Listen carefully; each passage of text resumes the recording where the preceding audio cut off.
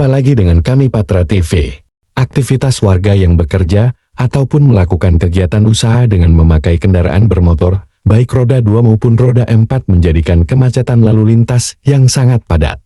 Sehingga menyebabkan timbulnya polusi udara dari asap kendaraan bermotor dan menjadikan kualitas udara yang kurang sehat. Adanya taman kota setidaknya dapat mengurangi potensi penurunan kualitas lingkungan yang terjadi. Karena fungsi utamanya adalah sebagai ekologis, sebagai media untuk mereduksi polutan, dan mencegah terjadinya perubahan kualitas lingkungan. Berdasarkan informasi yang dikutip dari halaman website Kota Tangerang, sebagai ruang terbuka hijau RTH, Taman Pisang dan Taman Ekspresi merupakan salah satu di antara 22 taman tematik di Kota Tangerang. Taman, yang diresmikan pada tahun 2014 ini, berlokasi persis di Jalan Pandan Raya No. 36.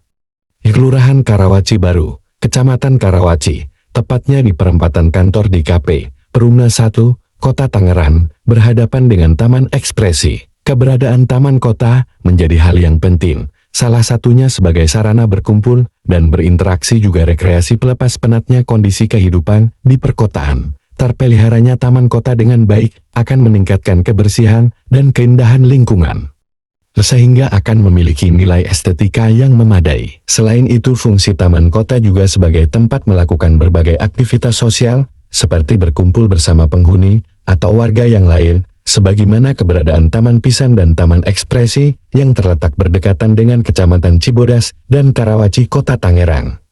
Menjadi sarana media untuk pelepas penat ataupun berinteraksi. Taman juga dapat kita gunakan untuk menanamkan rasa cinta terhadap alam dan ekspresi kepada anak, tentunya dengan ekspresi yang positif, yaitu dengan mengajari jenis tanaman yang ada. Contohnya di sekitar area Taman Ekspresi tepat persis di depan seberang Jalan Taman Pisang, terdapat beberapa jenis tanaman. Taman Pisang ini lagi Taman Pisang ya, memang cocok namanya Taman Pisang, karena yang dulu kalau nggak salah ini bekas pasar pisang memang. Nah, pasarnya dipindah, lalu menjadi taman ini. Pusat atau sentral kegiatan. Berbagai macam kegiatan bisa kita selenggarakan di sini. Mulai kegiatan rekreasi, olahraga, kuliner, edukasi, semua bisa kita selenggarakan di dalam taman ini. Taman ini ada taman multifungsi yang sangat strategis posisinya karena berada di tengah-tengah pemukiman. Kebetulan ini berada di Perumnas ya? Ya. Perumnas 1 ya. Nah, ini adalah lingkungan yang cukup padat yang membutuhkan suatu oase, membutuhkan suatu tempat yang kita bisa narik udara segar. Nah, kebetulan ini taman ini pohonnya sangat rindang, sangat sejuk pada siang hari. Maka menjadi udara segar atau tempat kita mencari udara segar baik siang maupun malam sebenarnya. Karena itu apa? Ini harus menjadi perhatian semua pihak untuk kita kelola, ya, untuk masa depan masyarakat Kota Tangerang ini. Ya, syukur-syukur nanti ini bisa menjadi satu oase tersendiri, ya, yang menjadi sentral kegiatan rekreasi, tapi juga menjadi sentral kegiatan ekonomi, ya, karena ini rekreasi dan ekonomi itu bisa menjadi satu kemasan. Nah, tapi itu ingat bahwa pengelolaannya harus secara profesional, sehingga semua pihak, semua unsur-unsur yang ada itu bisa terkelola dengan baik, gitu, dan memberikan manfaat kepada semua pihak. Itu kuncinya. Kita pikirkan keberlanjutannya, keberlangsungannya. Saya kira itu poin yang terpenting dari Taman Pisang ini. Taman ini sudah merupakan aset yang langka, gitu kan? Karena ini kan fasilitas umum ya. Taman ini sebenarnya kalau nggak salah ini fasilitas umum ya, Fasos dan Fasum ya. Dari sebuah Perumnas ini kan gitu. Nah, ini kan makin langka sebenarnya. Nah, karena itu ya pengelolaannya ini harus merupakan satu aset yang berharga gitu.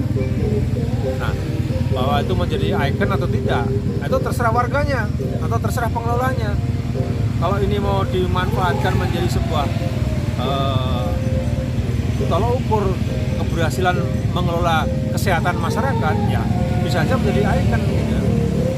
Tapi juga tergantung kreativitasnya gitu kan. Kalau sekedar wah pedagangnya biar ngumpul, wah biar apa namanya rame ya, tujuan tadi nggak akan tercapai. Ikon itu harus kita perjuangkan dengan penuh kreativitas gitu kan. Kalau nggak kreatif asal-asalan ya nggak jadi. Taman yang terkelola dengan baik, taman yang bisa dimanfaatkan secara optimal oleh masyarakatnya, itulah fungsi dari sebuah sistem gitu kan. Jadi ini saling melengkapi, memberikan itu tadi ruang napas ya, ruang napas bagi warga kota, terutama juga warga Perumnas. Ini Perumnas namanya konsepnya harus terintegrasi, kan nggak bisa, oh ini jalannya saja, oh ini kios-kiosnya saja, oh ini kita ngundang pedagangnya saja, nggak bisa. Jadi konsepnya harus terintegrasi. Mengundang pedagang banyak, mungkin gampang. Tapi mengundang pengunjung yang banyak, ini yang nggak gampang, gitu kan? Salah satu contohnya. Nah, jadi menaruh sarana-sarana gampang, tapi memanfaatkan dan memeliharanya yang nggak gampang. Ya kan? Oh, kalau misalnya butuh ini fasilitas MCK misalnya, oh kita tinggal minta dinas atau tinggal mencari sponsor. Tapi ingat, memanfaatkan dan memeliharanya yang butuh pengelolaan yang profesional, harus jangka panjang. Ini loh, yang namanya ikon itu harus jadi model, Nah, memang benar kalau misalnya nanti di sini pengelolaannya menjadi contoh di taman-taman yang lain. Kan selain di sini kan ada taman-taman yang lain, selain Taman Pisang ini ada taman-taman yang lain. Nah, kalau pengelolaan di sini bisa menjadi contoh atau bisa menjadi barometer, kalau mau nyari jajanan di Kota Tangerang itu di mana? Di Taman Pisang.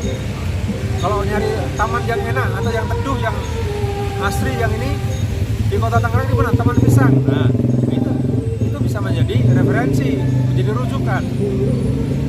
Nah, itu namanya bisa menjadi ikon atau ikon, kan?